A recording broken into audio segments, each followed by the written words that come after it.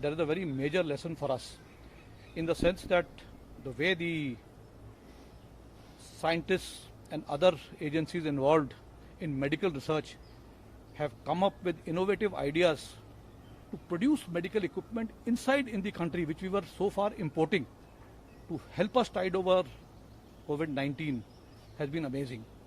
We have, in a short span of, let us say, just about 4 to 6 weeks, started manufacturing ventilators in our country. PPEs are being manufactured here. A lot of other equipment that is required, masks.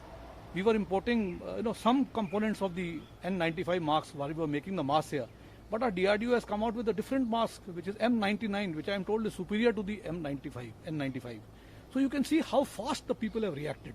And I think there's a lesson in this for us in the defense services. We have been importing our weapons, equipment and ammunition from abroad.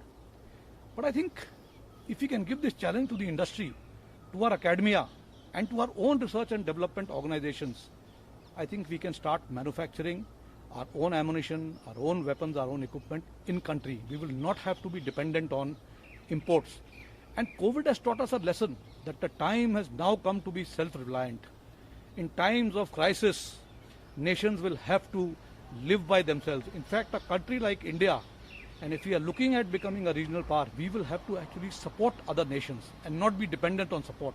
And therefore it becomes very, very important that we start addressing the issue of in-house manufacturing through Make in India, support the industry, handhold the industry, and make sure that whatever we are importing in whatever way, gradually over the years we should start depending on Make in India. If we start depending on Make in India, I think we will also be able to reduce our ab initio holdings.